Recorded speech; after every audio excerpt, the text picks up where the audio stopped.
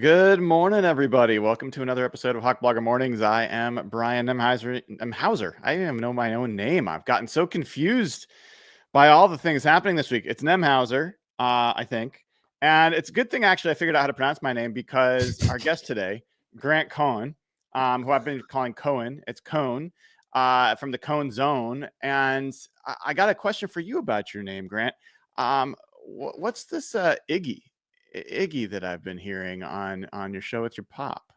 Yeah. So I have an older brother, half brother. He's 12 years older than me. So I was 1 year old. I was trying to acquire speech, language, English. And it's a process. It doesn't all happen at once. And apparently I was stuck on the sound Iggy. I thought it was hilarious. And I kept saying it. And I was getting close to a word. And my brother just started calling me that. And my parents were like, boom, if he gives Grant a nickname, they'll bond, and the 12-year age gap won't be a big deal. So my parents made that the official nickname, and my brother thought that was super lame, so he never called me that again. But growing up, all my friends called me Iggy. I didn't start introducing myself as Grant until college because I felt like, man, I'm too old to introduce myself to girls as Iggy. Like, that's embarrassing. So that was the only. Otherwise, I go by Iggy still. Did that actually help in the dating situation, or when I was 12, when I was 16, it was kind of cute. But I think by the time I was in college, I needed to be like, "Hi, I'm Grant." You're Grant, yeah, Grant. Yeah. Well, you were very mature. You've definitely proven that over. That's what everyone says about me. Yeah, I think that is your brand. Yeah, man, it's great to have you back after just seeing you last week. We were doing a season preview, getting familiar with all the Seahawks opponents, and this week, man, it's hard to believe. It's already the first week of the season, and the Seahawks are playing the 49ers. This doesn't happen that often, that the Seahawks play the 49ers in the first week. What do you think, like, just generally speaking? We're going to get into a lot of, like, I've got a bunch of stuff for Tail of the Tape. I'm going to share some data with you, share some stuff, get your reactions. But in general, what's the vibe of 49ers fan base heading into Seattle? Like, this is a walk in the park. Like, I'm worried. Like, what's the general vibe of the 49er fan base? I think they're trying to hype themselves up and say, like, this is going to be an easy win. Purdy's never lost in Seattle, 31-17. I've seen a lot of that kind of stuff, but I think deep down, Niner fans are nervous because they got 8 new starters on defense. They don't really know what to expect from their own team. You don't really know what to expect from the Seahawks either. New quarterback, new coordinator. There's a lot of mystery in this game, and I think Niner fans are nervous. It's never easy to win in Seattle, even though Purdy hasn't lost there yet. Yeah, and I know because I listened to the Cone Zone last night. Had a smile on my face. Your dad's a treasure, man. Like I loved that whole conversation between the two of you. I know you're picking the 49ers, and he picked the Seahawks. I picked the Niners. Yeah, it made for a good conversation. I thought you both had some reasonable points, and like, you're somebody who's part of your brand is that you're pretty hard on the 49ers, right? So for you to pick them, tell me why. Like, what are the things that for you, like, end of the day, like, that's where you ended up? I think I just can't get over the fact that the Niners have, from what I see, is just significantly more offensive firepower than the Seahawks right now. In a few weeks, all those players could be hurt for the 49ers, but right now they have McCaffrey and Kittle and Pearsall. And I know they played each other week 11 last year, and most of these guys were there. Kittle didn't play in that game. Kittle usually plays very well against the Seahawks. Everybody. He's a Hall of Fame player. And I don't expect this to be a high-scoring game. I think I picked the Niners to win 24-20. Okay. So I think it's going to be a close game, and that's so interesting because you and I have been talking about these stats for a while. Purdy in close games, Darnold in close games, and then there's also like the Kyle Shanahan factor and the Jake Moody factor. I can't believe he's still on the 49ers. But as long as the Niners have Kittle and Pearsall and McCaffrey and Trent Williams and Brock healthy for the same game, they're going to be pretty tough to beat. Yeah, and I think if I was to make the case, and I will do this on this show and others, if I was to make the case for the 49ers, or just in general, when you're trying to pick who's going to win a game, you don't know anything other than a few pieces of information. Let's say, who's the coach, who are the quarterbacks, who has the most blue chip players. If you know the answer to those 3 questions, I would say 70% of the time, at least, maybe higher, maybe 80% of the time, that'll give you the answer who's going to win a game. And I don't think there's question about whether or not the 49ers have the better quarterback. Now, Seahawks fans might not like that. At the end of the season, maybe Sam Darnold will prove that last year was not like an aberration, and maybe that'll be more of a conversation. Maybe Brock Purdy will come down to earth after not having as much to work with around him. All those things are possible. But for now, Purdy's the better quarterback. Blue chip players, it's not a contest. Like the 49ers have had more all-pro players on their roster since 2019 than any team in football. They still have, you mentioned all those guys on offense. You still got Nick Bosa and Fred Warner on defense. Like, not a contest. At least now. Maybe by the end of the season, Trent Williams won't be considered blue chip. Or maybe Christian McCaffrey won't be considered blue chip. Like, those things are possible. But now they are. Coaching, that's an interesting one, man. I'm curious on that front. You're super hard on Kyle Shanahan, and I kind of love it. But he's had a lot of success. So who would you give the coaching advantage to in this game? He's had a lot of success, but he hasn't had a ton of success against Mike McDonald in particular. And I think what we're seeing with Kyle Shanahan's offense, and you may see it with Kubiak's offense, is they don't let the quarterback set the protections. It's the center. And it seems like when it's time to try to set the protections and decipher the blitzes that Mike McDonald is throwing at you, the center doesn't always do a great job. And what you get is a lot of unblocked pressure, more than usual. And that's where you beat Kyle Shanahan. Like, his play action scheme is great, his running scheme is great, but in like obvious passing situations, you can dictate to him. He always wants to throw hot. He doesn't really try to max protect. His offensive line is small. He doesn't really have a lot of answers, and you can sort of force throws into the flat. You can dictate to the Niners, and I think we've seen Mike McDonald do it a few times.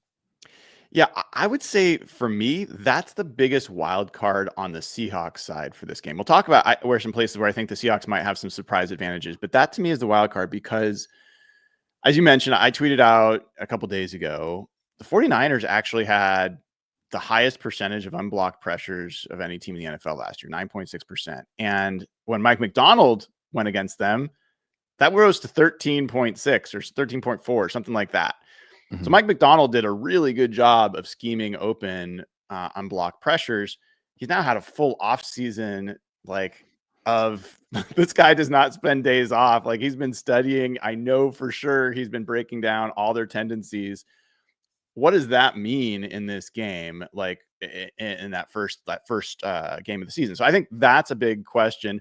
I will add, Brock Purdy does pretty well against unblocked pressure. He threw a number of touchdowns. Like he can, like, he scrambles, like he's a resourceful dude. So it's not his problem. It's the offense's problem. It's the scheme's problem. Like, really, yeah. If Kyle gets fired ever and they bring in someone else to coach Brock, I bet you one of the first things they'll say is like, this guy is so cerebral. We're going to put him in charge of the offense at the line of scrimmage. We want him with the chalk piece last, to make the last, you know what I mean? I'm not expressing myself, but that's what's going to happen eventually. And if you give this guy $53 million a year to be your franchise quarterback, I mean, don't you want to enable him to use his mind? Because he's not like just physically, Sam Darnold's superior. There's a lot of other things that Brock Purdy brings to the table that you want to sort of highlight and accentuate, and Kyle hasn't done it yet. Yeah, and the other side of the coaching bit is like, there's Kyle Shanahan versus Mike McDonald. That's the main event. The undercard is Robert Saleh versus Clint Kubiak. And I know enough from you that you're like, Saleh's got the advantage. Am I right? You see Saleh having the advantage there?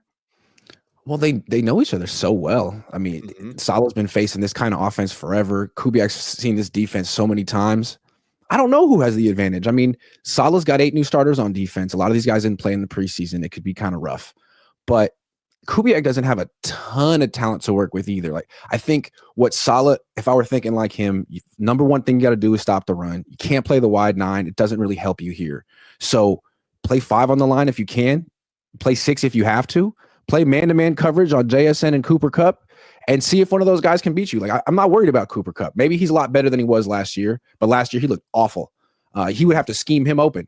Again, and if you play zone, you're daring him to go for 10 catches, 100 yards. So play man, stop the run, see if you get burned for explosives down the field. And if you do, you got to tip your cap, because I think that's the best course of action for the Niners in this game. And then both teams are going to be scheming up pressure on third down. That's why Purdy and Darnold need to take their shots on first and second down, because once it's 3rd and 6, both offenses are going to be in trouble. Well, so I just published up on hawkblogger.com my tail of the tape. I do this every Wednesday, and I go in all sorts of detail about different stats and where teams have advantages. It's always weird for week 1 because you don't have any data from this year. It's all last year, different players, different coaches, whatever. But what I spent some time on, Grant, is just the transition that the 49ers team's going through. And there's a bunch of things to touch on here. I want to get your read on it. But one of them, maybe the biggest one, is on this defense and on the defensive line. And my question for you, and I'm gonna give you some things to think about in a second, but my question for you, do you have a bigger question about the 49ers front's ability to defend the run, or its ability to rush the passer? That's so interesting. It's neck and neck. I mean, I'm not sure what this Niners defensive line does well. I mean, they have Nick Bosa. We know what he does. They have Bryce Huff. He's a one-trick pony who doesn't even do that trick well all the time, and a bunch of question marks.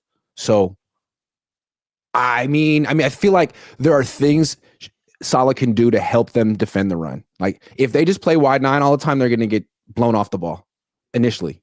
But maybe there are other fronts you could go to just give people one-on-one matchups and not constant double teams. But then if it's a pass on first down and Bryce Huff isn't on the field, and you have Mykel Williams at defensive end, is he getting any pressure? If Alfred Collins at defensive tackle, is he getting any pressure? Because when I saw him in preseason, he would get no push and then just start jumping up and down, trying to bat down passes. If you look at his numbers in college, he batted down way more passes. He had like no sacks last year, maybe 1 sack and 6 pass breakups. That's his move, the jump up and down move. So I still feel like they have no pass rush until Saleh schemes it up on third down. And that's when you're going to see his version of simulated pressure. You know, Upton Stout at nickel is going to be a threat. Linebackers are going to be threat, even safeties. But on first down, it's going to be just block Nick, chip Nick, and then no one else is really a threat. Yeah, I have to admit, I'm looking forward to the Grant post-game show when you go from the use check side to side to the Alfred Collins jumping up and down imitation. That'll be good. But no, seriously, I honestly, I went into writing this article not thinking about the pass rush, because like Nick Bosa is one of the best pass rushers in football. Like, of course, the pass rush is going to be pretty good. And I think actually Bryce Huff is a good pass rusher. He had his best time with Robert Saleh in New York. So like, I thought that was one of the most underrated moves of the offseason across the NFL. Like, they got him for a bag of chips, and I think he's going to be a really good edge rusher for the 49ers. But here's the thing, like, the 49ers, they lost 183 pressures from their 2023 squad. That was Javon Hargrave, Eric Armstead, Javon Kinlaw, Clelin Ferrell, Chase Young. They lost 89 pressures from last year between Malik Collins, Floyd, and just those two. And so while it's very clear to anyone that watched the 49ers that the run defense was absolutely trash last year, and they made the wrong decision to go all in on basically rush only defensive players. Well, now you've got rid of guys that specialized in pass rush, and you've replaced them with rookies that are known for their run defense. And who else? Like, is there anyone on the inside that can create any push? Well, it all comes back to Mykel Williams. They spent the 11th pick in the draft on this guy. And is he a good run defender? Sure. I guess we'll see. Yes, he was in college. He's supposed to be now. But the whole pass rush thing is a work in progress. And they said at first, well, playing him in the wide 9 is going to really unlock him. They gave up on that immediately and started comparing him to DeForest Buckner. And now he's a defensive tackle on third down. So if he can get some pressure from the interior, they have a pass rush. But again, he didn't play a single preseason game. We haven't seen this whatsoever. Maybe he'll be a good interior pass rusher in November, but week 1, him against Gray Zabel is going to be very interesting. I'm going to talk to you in a second about the run defense part of this that has me have some questions. Before I do that, I got to tell folks about the Sleeper app, and we're working with them all season. And if you haven't already, use code Hawks to get up to $100 off, $100 match for your first deposit. Terms and conditions apply. Use Sleeper terms of use for details. Currently operational over 25 states. Check out Sleeper today. And the cool thing here is you don't just get fantasy football stuff. You get real-time updates, visualization on all the stats, news feed, real-time chat. Who knows? You might even run into Grant there. And this is the #1 sports app out there. So make sure you take advantage of it. Again, use promo code Hawks and you'll get up to $100 match on your first deposit with Sleeper. So the other part of this, Grant, is the run defense. They're depending on these rookies. And I went back and I looked at, okay, so what rookie defensive tackles have played a lot and played well against the run in the last 5 years? I watched your show, by the way. I watched you do this. I was like, this is so interesting. It's such a great, keep going. I love this. So there's been 15 guys that have played more than 500 snaps in the last 5 years as rookies in the defensive interior. Only 5 of them have had a PFF grade, a run defense grade above 60. 60 is not good. That's like average. And the only guys that had like solidly above average were like Jalen Carter, Kobe Turner, Tavondre Sweat. Like these are like the best of the best impact guys. Yeah. And so I feel like the 49ers are not only kind of asking their guys to be like one of their guys to be one of those guys, they're asking both CJ West and Alfred Collins to be those kind of guys. Am I wrong?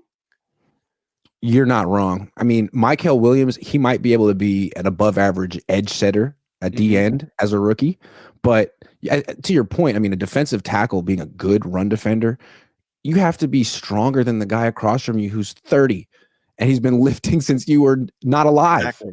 Yeah. So you go back and look at Eric Armstead, who had developed into one of the premier run defenders at defensive tackle. Took him 5 years. His first year with the Niners, they wouldn't even play him on first and second down. He was a third down interior pass rushing specialist. That was his career arc. I mean, DeForest Buckner got moved around as a rookie. It happens. And so with Alfred Collins, by year 3 or 4 or 5, he could be an absolute monster in the interior and everything the Niners hoped that he would be. But in this game, I don't think he'll start. He might play 20 to 25 snaps. We'll see how much stamina he has and what his pad level is. I mean, he's a complete work in progress.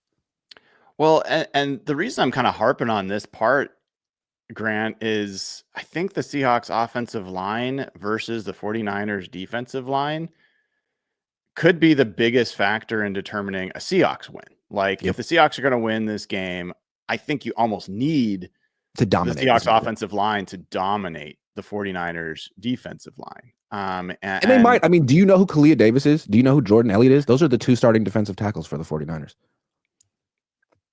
Those guys are rotational players, right? Like they're not start like I guess I'd say this. If those rookies don't work out as being like above average players right away, 49ers defensive tackles are the worst in the NFL.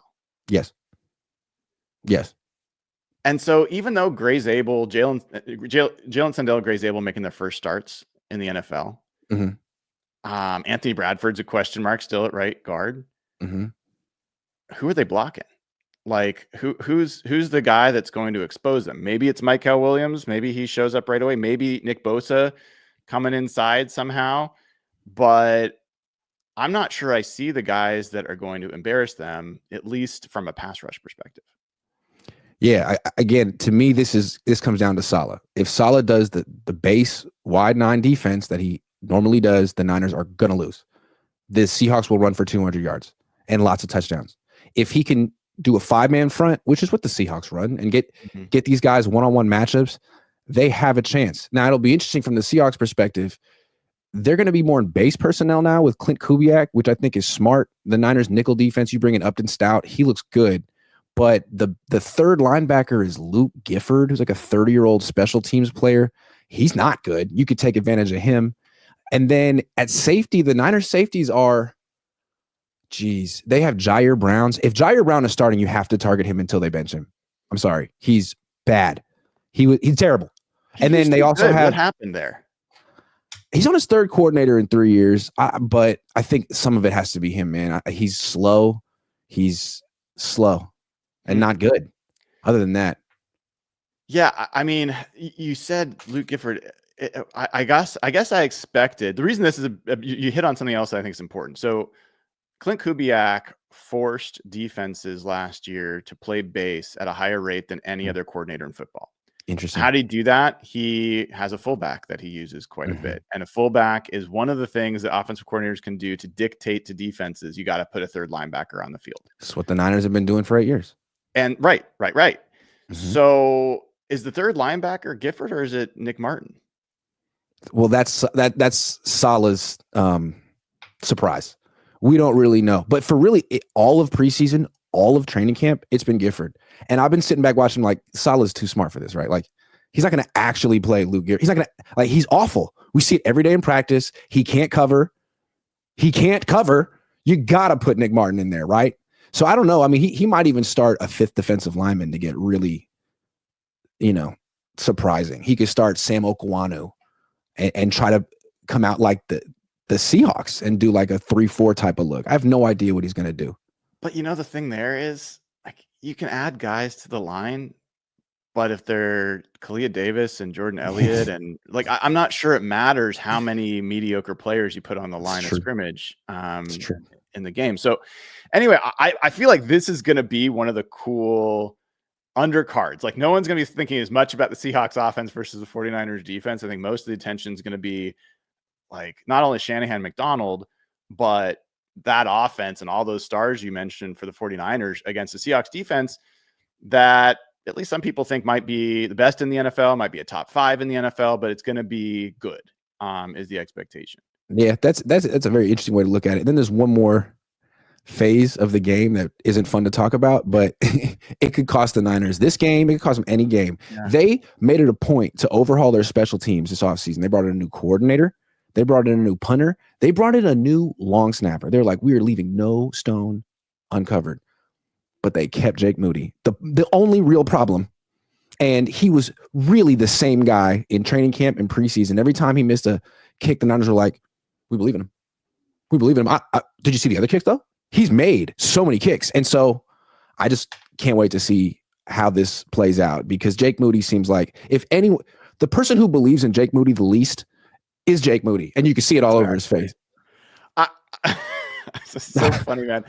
I don't know if you have the same thing happen. I heard your dad talking about it with, Robert Saleh, that he thinks Robert Saleh is one of the guys that, he could just size people up right away.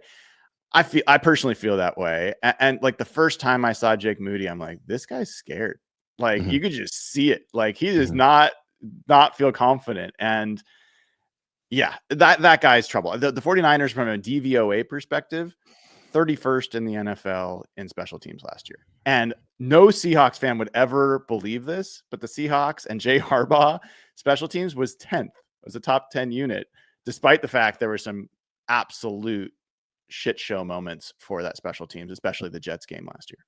And what's that truism? Like if you win 2 phases of the game, you win the game. So if the Niners are just going to give away special teams, that means they have to win the Robert Saleh, Clint Kubiak matchup and the Kyle Shanahan, Mike McDonald matchup. So good luck. This game might come down to Jake Moody.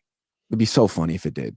Well, I mean, I think that not only it could come down to Jake Moody, it could come down to Brock Purdy and the clutch. Yeah. And we've talked about that. I actually the reason I keep sharing that number is because it shocks me. Brock Purdy in the playoffs, I've seen him like even in the Super Bowl, he led a drive that could have won the Super Bowl. Like it's not like the guy doesn't have clutch in him. Like I don't believe that.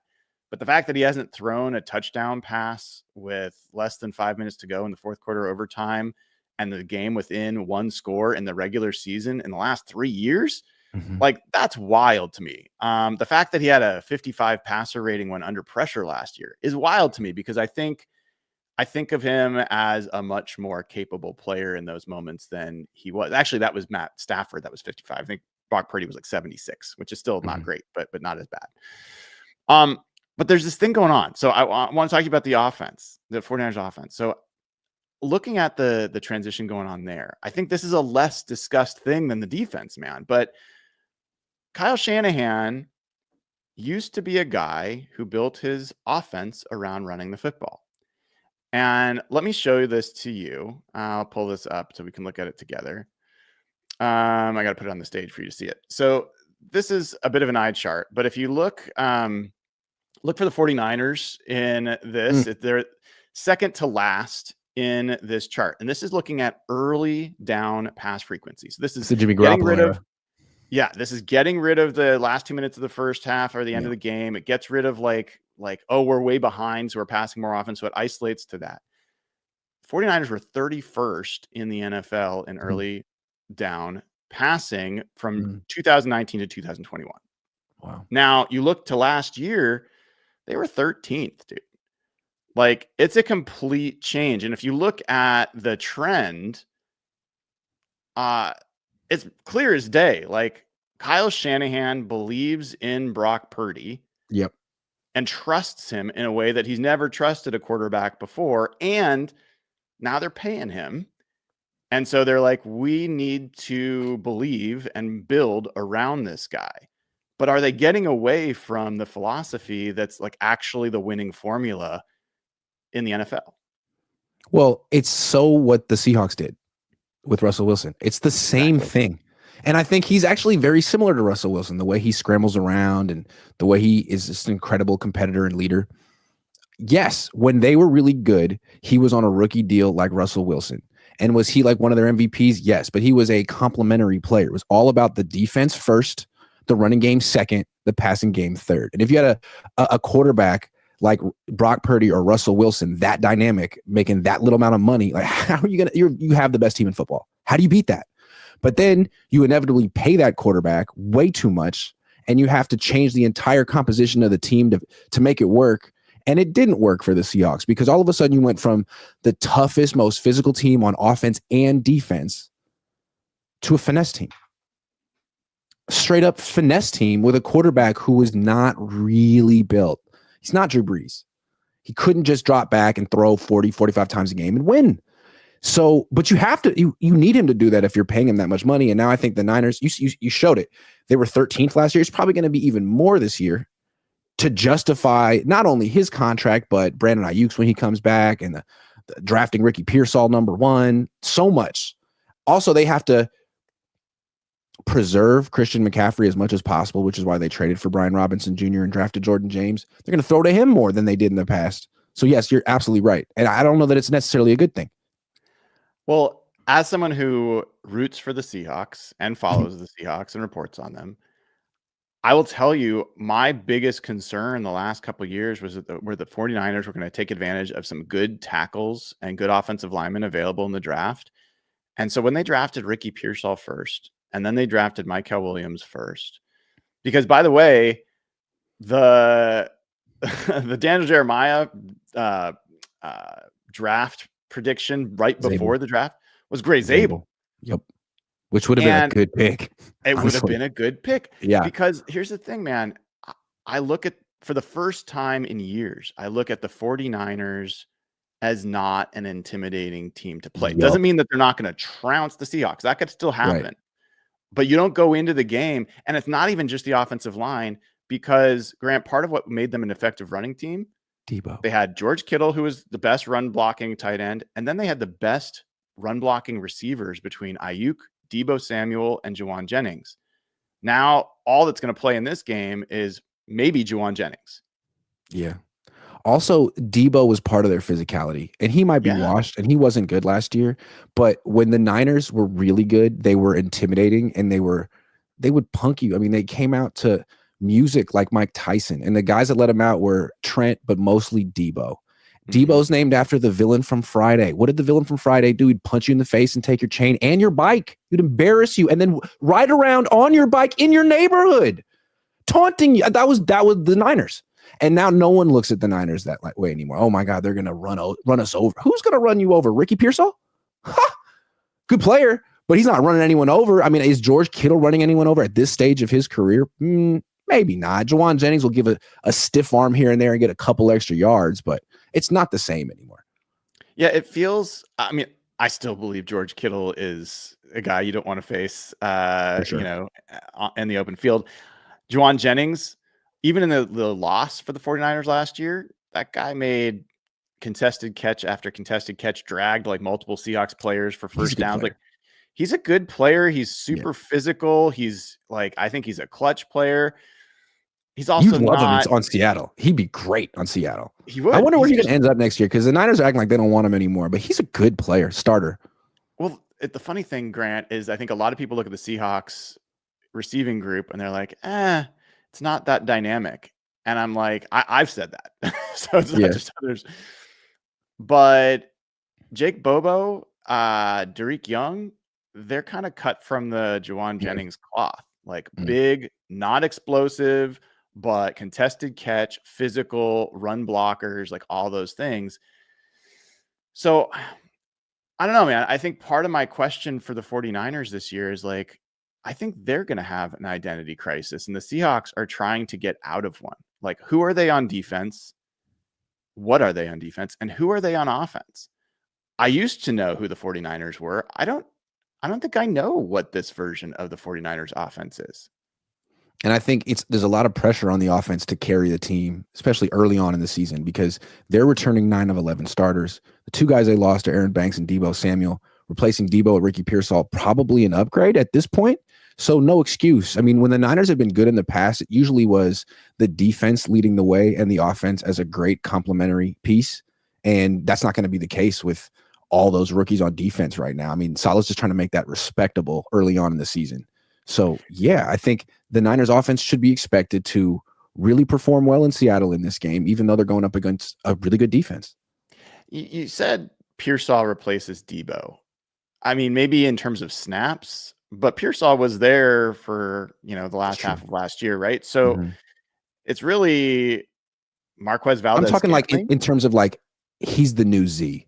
Yeah, he's the start, and Deebo was So, I mean, maybe it doesn't matter who their third receiver is. Like, I don't know. Like, is Juszczyk in this game, their third receiver? Whoever they call off the practice squad could be MVS. Who I know Seahawks fans are terrified of him. Watch out, Marquez Valdez-Scantling on the field. Woo. Yeah, or it could be Russell Gage. Whoa.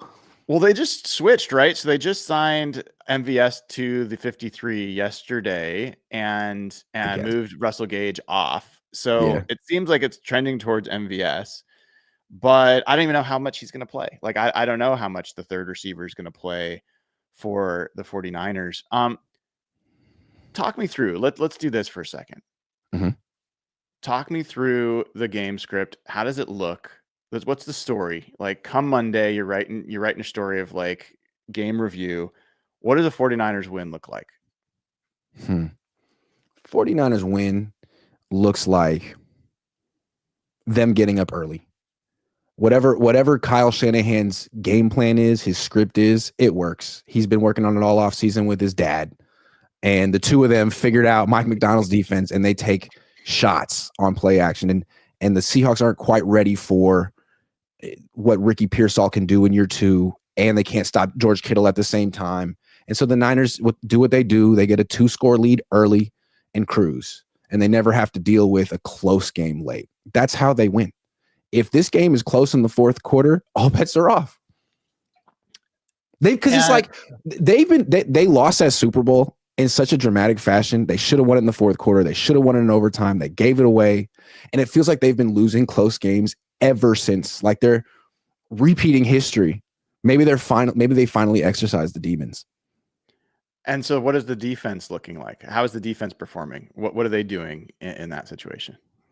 They're doing a good job against the Seahawks running game.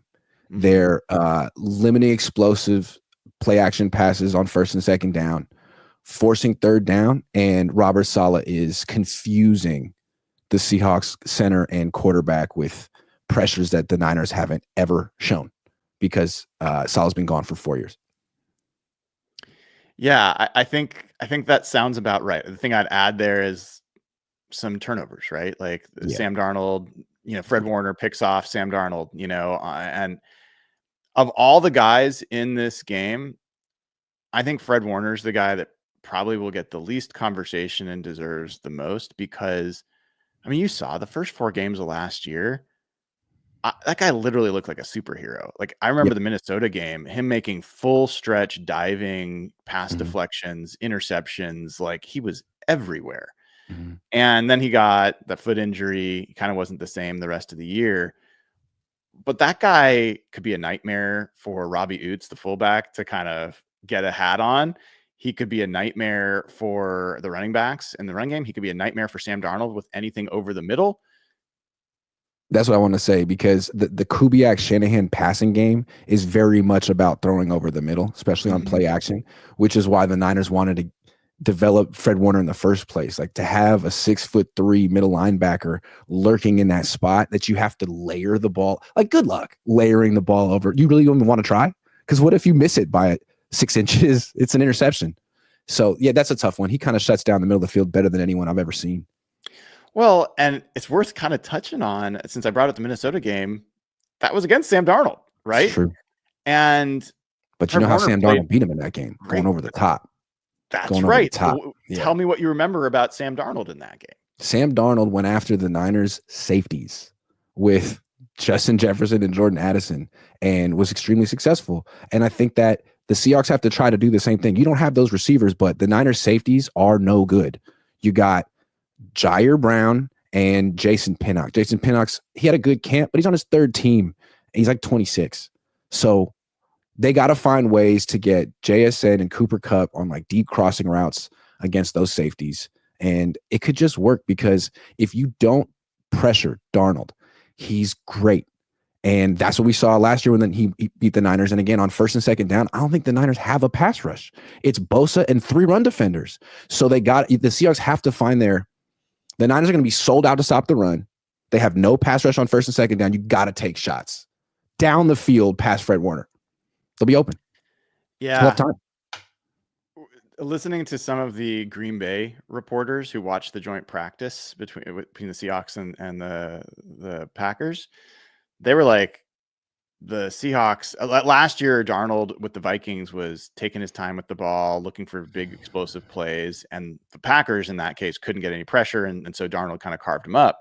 They were like, this year the Seahawks, it looks like he's getting rid of the football a lot faster. And so that sounds encouraging on one side, like, oh, he's gonna get rid of the ball faster. He'll make less, bad mistakes. On the other side, you might take away the thing that made him special last year, which was leading the NFL in explosive passes. He's got a huge arm. That's a big question. Like, if you were designing the offense, because I know you said you might be an offensive coordinator, right? If you were designing the offense to go against this defense, what do you think you would do? What do you think? Would you prioritize? I mean, on 1st and 2nd down, if I, do motion to figure out if it's man or zone, if you feel like you have zone coverage, you get quarters look, like, you need to take shots against that, because again, I think you're going to have time, and you get JSN and Cooper Kupp free releases into the secondary. They can get open. But if Saleh plays man-to-man coverage, I'd be curious to see how you counter that, because I don't know that Cooper Kupp can beat man-to-man coverage at this point in his career. He couldn't last year against the Niners. And JSN's a hell of a player. Will he go one-on-one against Lenore? Will you give him safety help? Can Lenore win that matchup? That'll be really interesting to see. I think that's what I would do. I would want to put Lenore on JSN and take my chances with everyone else and sort of dare Darnold to throw somewhere else. You can't let JSN beat you, right? Can't. Because who else you got? AJ Barner? Who you throwing to? Well, that's going to be one of the things that's kind of funny. I think the Seahawks tight end room, I think if you were to have a private conversation off the books with anyone in the Seahawks facility, I think they'd tell you they're really high on that tight end room, that they think AJ Barner is going to be a big part of this offense. And you might not know this. He had the 2nd most touchdowns as a rookie for a tight end in Seahawks franchise history last year. He had more touchdowns in his rookie season in the NFL than he did in college. Okay. So he had a sneaky good year, good contested catcher, really physical player. And then But still, Elijah I'm not Arroyo. scared of playing man-to-man coverage against the Seahawks is what I'm saying. Like the way I think about it from a defensive coordinator perspective is like, you got to force me not to play man-to-man coverage. I have to be legitimately scared of your wide receivers. And I respect JSN, but still, like, you can put one guy on him with the safety over the top and feel like I'm kind of bracketing you and then taking my chance one-on-one on it with everyone else. And I respect AJ Barner, but like, are you definitely going to beat D Winters one-on-one? Maybe. I don't know. Yeah, See? I think that could be a question that comes up in this game. And to your point, I was just looking up Cooper Kupp last year against man coverage had a PFF grade of 59. His grade against zone was 78. Bingo. So yeah, that's a Yeah. guy that you'd probably want to take some chances on if you're the 49ers about saying, hey, yeah, like, let's see you beat us. And the way Salah works, I mean, maybe he's changed a lot since he's been here, but usually on first and second down, he's going to play zone, a lot of zone. And then on third down, he'll rush 5 and play man and get exotic. But the stuff on first and second down is usually pretty vanilla, unless he's changed a lot. We'll see. So those are your opportunities to take the shots. You got to take them. I don't think you're going to win this game with Sam Darnold just dinking and dunking the whole way down the field. Maybe I'm curious if you had the same team for the Seahawks, except for 2 changes. You have Geno Smith at quarterback and you have DK Metcalf instead of Cooper Kupp. What does that change for you? That's a terrible question because there's a lot of things that would change elsewhere, but I'm just curious. I don't think Geno's a great fit for this offense, which is why he left. I think he's a better fit for Chip Kelly. I think he wants to be in the shotgun. I don't think he wants to be under center, turning his back, rolling left and right. I think he wants to stand in one place like he's Tom Brady or something. So I don't even think he would buy in, which is part of the reason he's not here. Maybe I'm wrong. And then what's so funny is I felt like the Seahawks should have beaten the Niners last year in Seattle, but Geno made a really nice throw to DK Metcalf, who midway through the route decided to change it. It's like, dude, go away, man. DK is so frustrating because he should be TO, but he's not. And I think that moving on from him was a good thing for the Seahawks because you can't have a guy freelancing. You can't have it. Well, I agree with all of that. And I think back at that first game, I think most Seahawks folks look back at that first game and like, oh, the 49ers smacked the Seahawks, which they did to start the game. But you're talking about a possession in like the fourth quarter. The Seahawks could have taken the lead, I believe. And Geno throws that pass. DK runs the wrong route, a lazy route, and it gets picked off. And it ends up being a double-digit victory. Right. But that almost wasn't. And it was a precursor for what would happen later on in the season between these two teams. Like they were actually much closer matched up than it seemed in the first game with the final score. Yeah, so let's switch the script. You told me what the story will be if the 49ers win. What will be true? What will have to be true if the 49ers lose this game? How does it change? Well, I mean, let's look at the last game these two teams played. McCaffrey played in that game. Trent Williams played in that game. Pearsall played in that game. Jennings played in that game. They scored 17 points. So why? Well, the Seahawks did a pretty good job against Christian McCaffrey, who isn't what he was a couple of years ago. That's for starters. If you can do a good job against Christian McCaffrey, you're already in business. Kittle didn't play, but Pearsall did nothing. Jennings was good, but not good enough. And Purdy was awful. Now, I think he hurt his shoulder early in the game scrambling, but he threw for like 159 yards. His yards per attempt was below 6. I just think that if you turn the Niners into a one-dimensional passing team against Mike McDonald's defense, they're not going to score 20 points.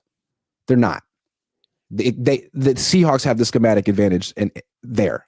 So the Niners, if they can't run the ball in this game, they're in trouble. They're in trouble. Yeah, I think you're spot on there. It's not even just getting ahead early. The 49ers, in the last 6 games these teams have played, they've scored on their first drive in 4 of those games. Very first drive. And in those 4 games, it wasn't close. Double-digit wins. The 2 games where they didn't score on their first drive, they lost one of them, and the other one was a 21-13 win. So those were relatively close games. 49ers, like, they're not just a front-running team. They are, like, right out of the gates, a sprint team. Like, they will try to run away from you and then just jog to the finish. So it feels like, to me, there's a lot you're going to be able to tell from this game on the first possession of both teams. If the Seahawks on offense get the football, you know they're going to try to run. And if the 49ers stop them and stop them and stop them, then it's going to be like, oh, so this isn't preseason. We do have more to like learn. If there's like 4-yard, 7-yard, 15-yard, like if they move First that down, ball, second down, first down, second down, first down, second down. Yeah. that's going to tell you a lot. If the 49ers on the flip side, if they move the ball down the field, Purdy's running all over the place, passing whatever, and McCaffrey's just going crazy, probably a long day for the Seahawks. If they can't move the ball into scoring position, then I think it's like the Rocky movies where you're like, okay, we're through the first couple rounds. This is going to go the distance. So yeah, I feel like you're going to know that this game is going to declare itself, to use a Mike McDonald term, pretty early. I love how well you know the 49ers. You're absolutely right. Kyle Shanahan in particular is very much a script coach. His scripts can be outstanding. He can beat you in his first 15 plays. And he sets it up where now he's got a 2-score lead. He's up 10-0. He's up 14-0. And the game script is in his favor. He can play the way he wants to play, and you have to catch up. And that's not – so he wins right there. If you can survive his script, you got a real chance, because people say he's the best play caller in the NFL. I would beg to differ. I think we've seen that in the second halves of Super Bowls. He's a great game play designer and script compiler, but play caller, man, he can get a little erratic under pressure. That's a really interesting way to look at it, because I would like not think twice. I'd be nodding along with Kyle Shanahan's one of the best play callers. Part of play calling is being able to adapt and think on your feet when things need to change. You could argue he's had some of the worst track record in those situations when things have gone the wrong way. Like, he hasn't been able to right the ship. That's his legacy. That's why he's not a champion. I mean, his legacy is wild. People talk about him being the best play caller. Sure, but he's also the reason that people thought that Andy Reid was the greatest coach of all time for a year or two. I mean, he's not the greatest coach of all time, but he has all these rings because Kyle keeps losing. I mean, would Tom Brady be considered the undisputed GOAT if he hadn't pulled off the 28-3? I mean, Kyle is just so generous. That's true. He's making legacies all over the place. All over the place. So, I mean, you look at all these things, man, and ultimately, if I read you right, if I really like boil it all down, I think it comes down to like, you're like, Sam Darnold's not going to win this game. Am I right? Is it like, no, I don't even want to put it that way, because Darnold literally beat the Niners last year. To me, it's more like, I feel like week one, the Niners have the edge because even though their defense is new, they've been together. You have Salah's been here, Kyle's been here, Brock's been here. The Seahawks, you got a new coach, a new quarterback, and a new coordinator. If it was a little disjointed in week one, you'd be like, I get it. You had one drive together in preseason. I actually think the Seahawks are going to beat the Niners week 18 at Levi's once you've been together more like all season, and once the Niners get injured, which they inevitably do. But week one, when they're healthy and the Seahawks have, new faces, I just wouldn't be surprised if the Niners win that. Yeah. It's fascinating because I think there's the two sides of it. Some people are like, oh, you're catching the Niners at the right time. The rookies on defense haven't really, grown up yet. They don't know what they're doing. Brandon Ayuk's not going to be there. True. Who knows what Juwan Jennings is going to look like, all that stuff. On the other side, like, is Trent Williams going to be there at the second half of the season? Is Kittle going to be there? Is Bosa, McCaffrey? Like, there's all Can they these keep questions. Purdy healthy all year? Like, right. I don't know. Right. Yeah. So, yeah. It was interesting. I heard you and your dad both ended up with a 10-7 projected record for the I wouldn't be 49ers. surprised if the Seahawks get to 12 wins. I wouldn't be surprised if the NFC West this year is like the NFC North from last year, because all these teams get to face the AFC South and the NFC South. All of them. Yeah. I mean, and one of the things that's going to be interesting with the 49ers is the differences in the schedule with them and the Seahawks comes down to, like, they're playing the Giants, the Browns, and the Bears. You're good. Right? You're good. Right? I couldn't tell you what the Seahawks 3 games are. Well, so the reason that sticks in my head is, look, the Seahawks play the Vikings instead of the Bears, for example. Okay. Are we sure that the Vikings are going to be better than the Bears this year? if they have Jordan Addison and Justin Jefferson on the field healthy at the same time, I really don't care who their quarterback is. Oh, But if I they do. don't, they got problems. I do. I mean, yeah, we'll see. If JJ McCarthy, like, we'll see. We'll see. I'm not sure. I have serious questions about the Bears, but there's at least the potential that by later in the season, when the 49ers are facing them, that Caleb Williams has figured out how to play in this offense. I'm not a big Caleb Williams guy, but I guess it's not clear to me at the start of the season that the Vikings are a much better team than the Bears in 10 weeks. Like, I just don't know that. That's true. And I am a big Ben Johnson guy. I think he's a better play caller than just about anybody. I think he's more arrogant than Kyle Shanahan, though, which is hard. Oh, absolutely. Like, he may not work as a head coach. Yeah. But if we're talking arrogant play callers who are pseudo head coaches facing off against each other, I might like Ben Johnson better. Yeah, well, fair. That would be fun. And then the Giants are a little bit of a sneaky one for the 49ers because that defensive line wow, is ferocious, dude. Yep. Like Dexter Lawrence, Brian Burns, Abdul Kayvon Carter, Thibodeau, Abdul Carter. Yeah. Like that, if I was a 49ers fan, I'm like, I don't know how I feel about the offense performing against that team. Yeah, because the Niners have like the lightest offense, one of the lightest offensive lines in the league. It's in the league. It's pretty weak. If they lose that, if they get dominated in the trenches, they lose the game. We saw the Super Bowl. Yeah. That's what happened. Anyway, so there's some interesting ones in that list for sure. But I think we've covered a lot of it, man. What have I missed? Well, I just think it's interesting that in this matchup, both teams essentially expect to win. And the team that loses is going to be really bitterly disappointed to start. Doesn't mean they'll have a bad season, but both teams are for like 100% expecting to win this game. That is a great topic I wanted to cover. I'm glad you brought it up. That's why you're so good. That's my sense. For a lot of the past few years, Seahawks fans have gone into this game against 49ers expecting to lose, like hoping it's not. Basically, the hope was just don't embarrass us. That has been the general feeling. And I mean, I'm being totally honest. I would say the 49ers fans probably during the 2012 to 2018 when the Seahawks won like 9 straight against the 49ers, and a lot of those weren't that close, we're probably like, man, I don't want to see the Seahawks anymore. And the thing is, Grant, I went back and I looked at the history of these two franchises when they go head to head since NFC West realignment 2002, and it's not like there's been these like butting of heads. Like, I mean, there's have been those, but it's like this pendulum swing. And so like the Seahawks, when they came into the NFC West in the early 2000s, that was their buildup towards their Super Bowl team. They won like 5 straight against the 49ers, a lot of them not close. That was a downtime for the 49ers. Then in like the Harbaugh era, 49ers swinging up, get to a Super Bowl. They were trouncing the Seahawks. They were winning all those games. Then it shifts.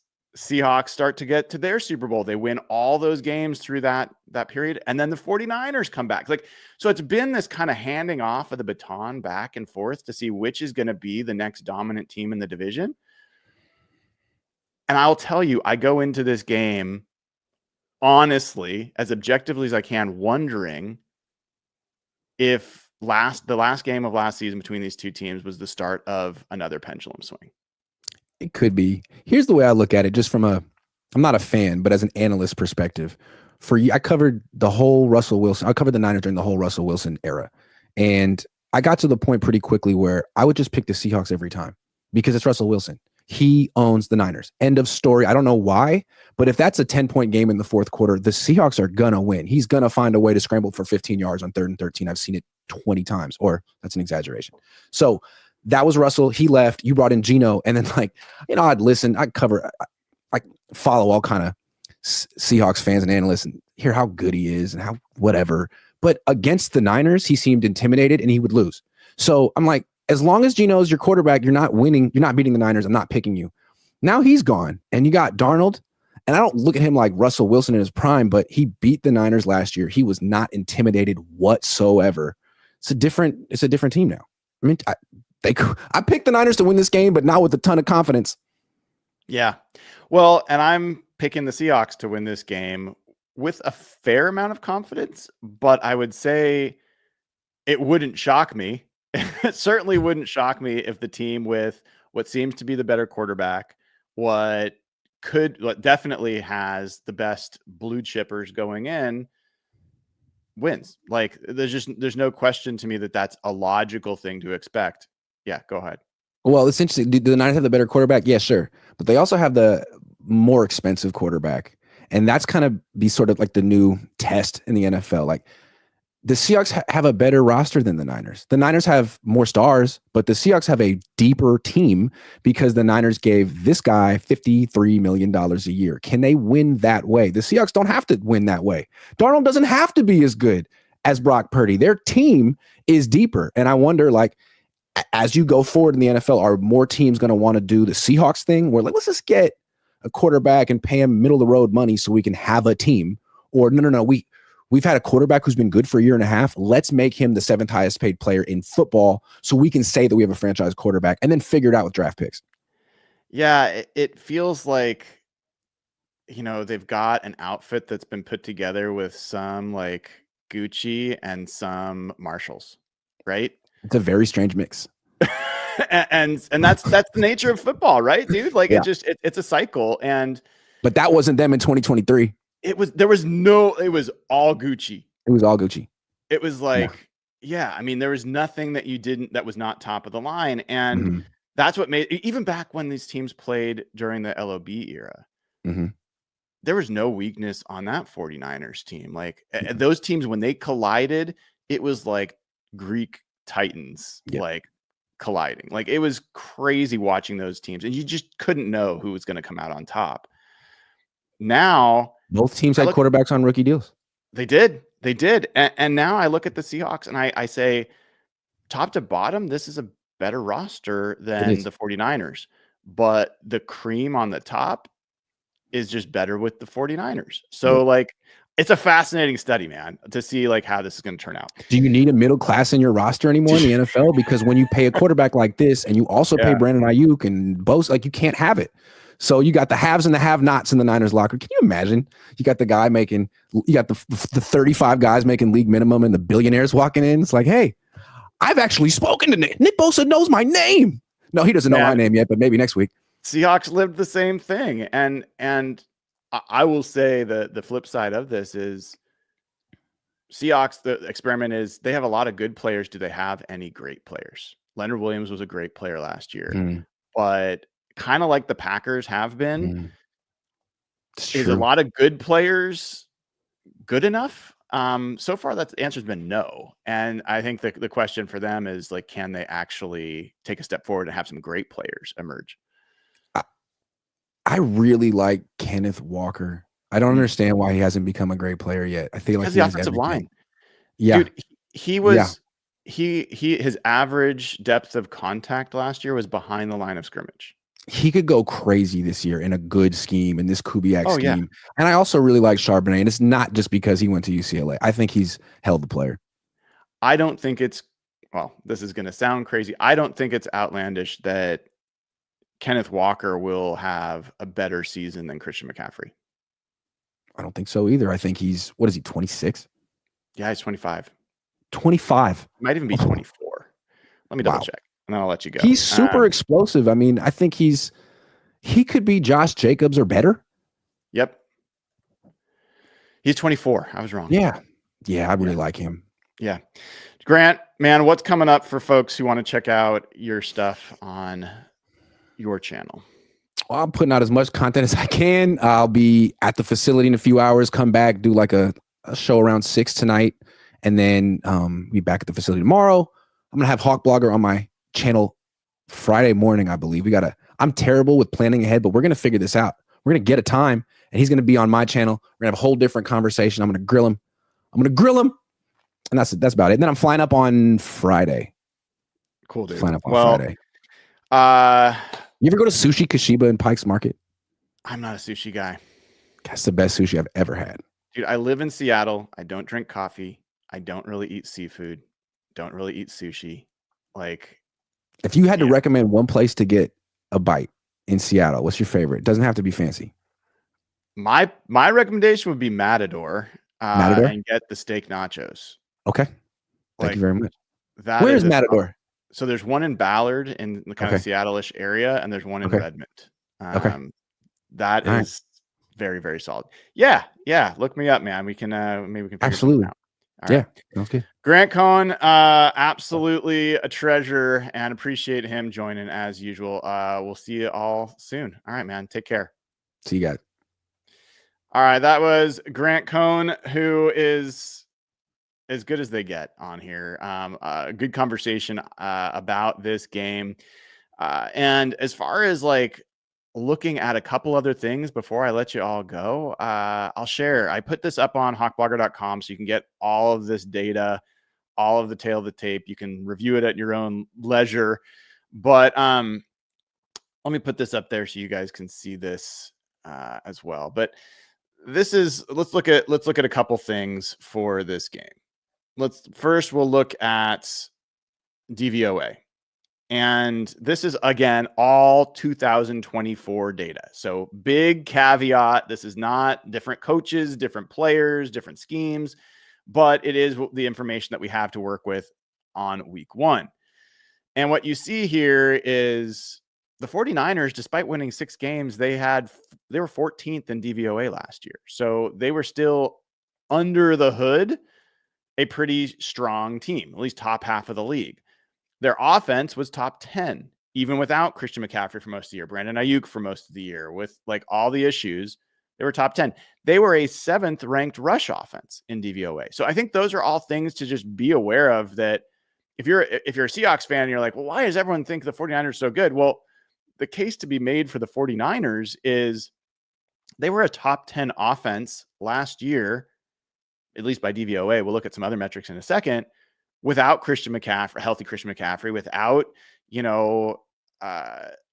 some of without Ricky Pearsall being there and fully developed, like with Deebo Samuel playing poorly, like a lot of things were not going right for them on offense, and they still were top 10.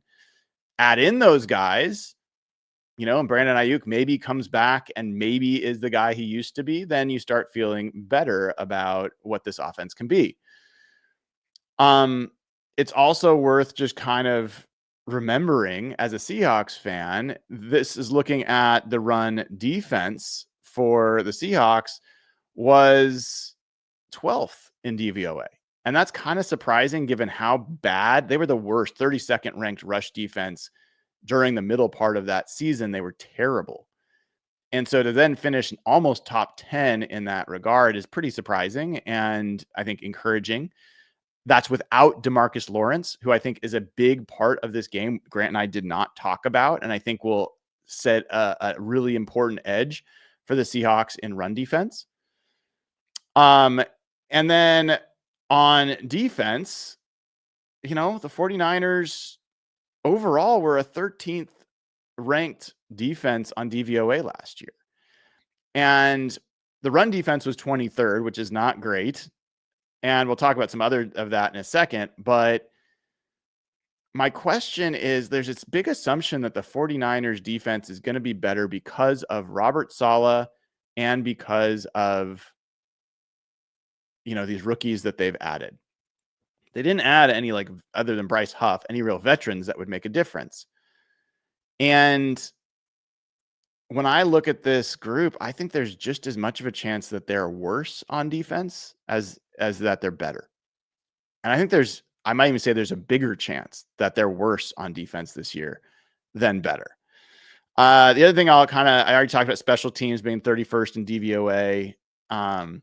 Interesting that the 49ers struggled in defending wide receiver 2s last year. They also struggled in defending running backs out of the backfield as receivers. So this is, when you're looking at the DVOA here, this is not defending running backs as runners. This is defending running backs as receivers. They were 28th in the NFL in defending running backs as receivers. I think that has a chance to be a pretty important factor in this game with Kenneth Walker, Zach Charbonnet, Robbie Oots, all potential targets out of the backfield. Scroll through here, get into some of this other stuff. If the Seahawks are on offense, and you see the 49ers defense here, you see they were the 29th ranked defense in points allowed, but they were 7th in yards allowed and 7th in yards per play. That's pretty good, actually. But EPA per play, they were 26th. So it's a very confusing picture for the 49ers, how that's the case, other than that they didn't give up a lot of yards, but they gave up a lot of points. Why would that be? Turnovers on offense, potentially. Special teams actually contributing, like giving up returns, big returns. They were one of the worst teams in the NFL in punt coverage last year. The Rams took huge advantage of that. A big reason why the Rams beat the 49ers early was because of punt returns. So anyway, interesting to see that. Red zone, 31st in the NFL in red zone defense last year. What's going to change this year that's going to make them better than 31st? Maybe Robert Saleh, just in his scheme, will be more sound. But if I'm a 49ers fan, I'm pretty concerned about once people get into the red zone, how they're going to perform. And I think the Seahawks offensive line has a pretty big advantage in that situation. Continuing on, let's see. 4th in pass yards against, 3rd in yards per attempt. One of the things that really blew my mind was how the 49ers performed in explosive plays. They were number 1 in the NFL in explosive passes allowed. They are number 6 in the NFL last year in explosive rushes allowed. So the defense, while it was awful in almost all these other things, somehow limited explosive plays. I don't get it. Like, I just don't get it. That one is really confusing to me. It made me really kind of want to check the data. But sorry, I'm getting distracted by chat. I'm not sure if there's someone that needs something, but let me know. So anyway, I think the explosive pass part is interesting. They did not create a lot of turnovers, 20th in takeaways. And the Seahawks gave the ball away a lot last year, especially Geno Smith, especially in the red zone. And we're going to see whether or not this team is better in that regard. I think it's an open question whether they are better in that regard. All right. A couple more things here. If we look at the Seahawks on defense, so the 49ers offense, 14th in points scored last year, 4th, top 5 in yards, top 3 in yards per play. They're 3rd in yards per play. So this was a very EPA per play. They were 11th. Rush EPA, they were 12th, even without Christian McCaffrey. Pass EPA per dropback, they were 9th. This was a very good offense last year, despite all the things in their face. And part of how they ended up 6-10, 6-11 is that they lost their last 4 games by a lot. It seems like they kind of gave up and were trying to get draft position, to be honest. And before that, they were pretty much a 500 team. This profiles to me more like a 500 team than a 6-11 team. And the one thing to pay attention to here, I mentioned, why did the defense not give up many yards, but they had a lot of points? The 49ers were 28th in the NFL in interception rate. Brock Purdy did turn the ball over last year. They were 27th in the NFL in turnovers. And so that's a huge part of how they lost what they lost. They also were 15th in sack rate. So this offensive line really started to erode over the course of the season with all of the dropbacks that they did. And as I mentioned, this team started to pass a lot more. Last thing here, as we look at special teams, this was one of the worst teams in the NFL in field goal accuracy. 27th. Jake Moody was 27th in percentage of field goals made. And their kick return, their kick coverage was awful. They ranked 32nd in the NFL in net yards per punt. They ranked 25th in the NFL in the average distance that teams returned kickoffs. So watch out for Courtney Jackson in this game if he ends up being the punt returner. I believe there's a decent chance he will be. Could be Torrey Horton. Maybe will be Jake Bobo. We'll see. But if it's Courtney Jackson, watch him potentially be a difference maker in this game. I think that's something to keep an eye out for. All right, let me get to some of these super chats, and then I'll tell you guys what's coming up today. We have got Adam Quinns says 2017 Kansas City Alex Smith would be great for Sam Darnold. Yeah, I mean, I think they're different players. Honestly, Alex Smith was a very conservative play with like color between the lines, inside the lines kind of guy. Sam Darnold is a bit more of a gunslinger. So I'm not sure I see them as comparable players, but I understand your point. Paulie has been a member for 4 months, and he says, is a guy like Nick Eamon-Warry maybe Mike's answer to an elite tight end? I think that's a really great question. It's something I talked about in the Tail of the Tape article on hawkblogger.com. Nick Eamon-Warry is going to play a factor in this game, no question. I think it is going to be, is it a good factor or a bad factor? And the good things that you could see, I think as a blitzer, I think he's going to be a gifted blitzer. He's super fast. I think the teams are not going to be able to key on Devin Witherspoon the way they used to, and Nick Eamon-Warry might benefit from that. I think he has real length. It's possible that he will do well in coverage against these guys. It's possible he's exploited, that he makes mistakes. He busts coverage like he did in the preseason game, miscommunicates, is playing too robotically. Like there's definitely a chance that people are complaining about Nick Eamon-Warry after this game. There's also a chance that they're raving about him. So I will tell you now, I'm not going to be basing my opinion on Nick Eamon-Warry on the first game, and probably not his first whole season. I think this is a guy who has tremendous potential, but I think it's going to take some time for them to get all of it out of him. So great question. Neo Pangea says, you and Grant have really great chemistry. Your shows together are some of my favorites. Would love it if you did a weekly around the NFL show together. Oh, that's a good idea. I'll talk to Grant. Who knows? Maybe we'll figure something out. Sommelier. I don't know if that's actually, if I'm just making you a wine expert, but how would you two feel about having a politician wager? Pike's salmon and Thatcher's popcorn.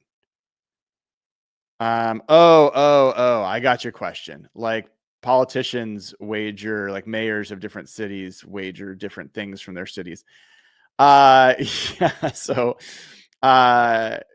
not a big wager guy myself, to be honest. But yeah, we'll see. I think Grant is not a 49ers fan. He is just a reporter who covers the team. I'm a Seahawks fan, and I also am a reporter that covers the team. It's a little bit different. So I don't think he would really bet on the 49ers the way I would, in this case, bet on the Seahawks. But it's a funny idea. I appreciate it. All right, everybody, that'll do it for this episode of Hawk Blogger Mornings. Tonight at 6 o'clock Pacific time, we are going to have Evan Hill, Jeff Simmons for Real Hawk Talk. I will give you my score prediction. Evan and Jeff will give you their score prediction. I'll be heading to the VMAC here in just a little bit for Mike McDonald's press conference. Go into the locker room, hopefully going to get some sound in the locker room, talk to some of the guys. And then there'll be some players that we also get a chance to talk to. Practice, so we'll see who's out there practicing. We will get our first injury report for both teams later today ahead of the show. So we'll talk about that tonight on Real Hawk Talk. Make sure you're there for that. Friday morning, Mike Sando, Dave Bowling will be with me 8 a.m. So we'll have a fun conversation with them. Roll into Seahawks Saturday with Jeff on Saturday, and then Sunday is the game. So tons and tons of stuff. If you haven't already given the show a like and click subscribe, please do. And the last thing I will say, because it's come up, people are freaking out about it, and hopefully if people are paying attention, they want to listen to this, about how many 49ers fans are going to be at the stadium on Sunday. It came out that Vivid Seats said there were 53% of the stadium is going to be full of 49ers fans. I'll say this, like, I'm of a couple minds here. One, there's not going to be more than half the stadium that is a visiting fan. I just There's not. I don't think it's possible. 2, Vivid Seats has access to their data, and they're not even the most prominent. They're not even one of the probably 4 most prominent ticket marketplaces. So it's not like StubHub or Ticketmaster or anyone else is sharing their data with Vivid Seats. So Vivid Seats projecting is most likely doing it based off of their inventory. So maybe over half of the people buying seats from Vivid Seats to this game are from the San Francisco area code. Okay, or zip code, like whatever. There are going to be 49ers fans at this game. There are always 49ers fans at Seahawks games. Like that always has been the case. Back to the LOB. My information is there actually should be a fewer percentage of 49ers fans at this game than last year's game up in Lumen Field. We'll find out if that's the case. I will also say that nobody really knows.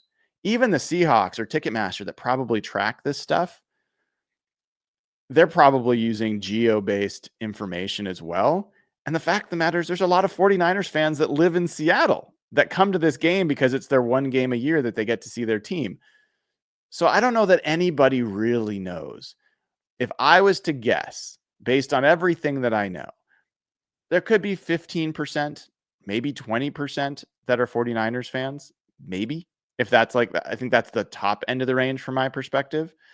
And I'll just repeat what I've said before there, which is the Seahawks have only so much they can do in that regard because there are personal seat licenses that have been sold to the lower bowl on the visitor side. So you'll see pictures and there'll be a concentration probably of 49ers fans in the 100 level on the visitor side because those aren't owned by season ticket holders. They're owned by services who sell those tickets like to StubHub and Vivid Seats and things like that the Seahawks cannot reclaim legally.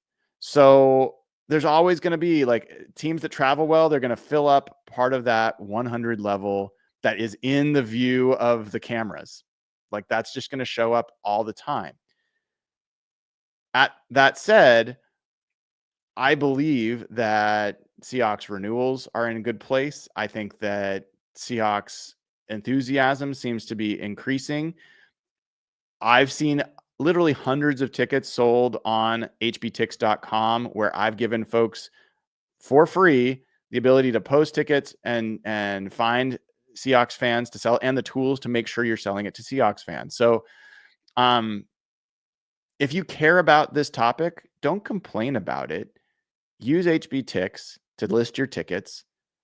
Tell people about HBTix to buy tickets.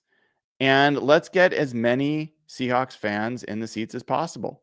Ultimately, what's going to make the difference here is the Seahawks have to win, and they have to be a good team, and they have to be a better team at home than they've been in order for people to want to spend their hard-earned money and their time to go and watch the game.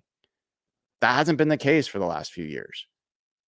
Ultimately, the Seahawks have to change that with their play on the field. So I'm not worried that it's going to be a takeover. It's not going to be 53%.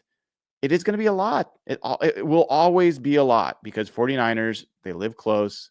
They're a rival until the 49ers aren't good again, which might be this year. It might be this year. It might be next year, but it's coming for that franchise. And then all of a sudden the quote faithful disappear. All right. Appreciate y'all. Have a great rest of your day. I'm Brian Emhauser. This has been another episode of Hawk Blogger Mornings. Take care.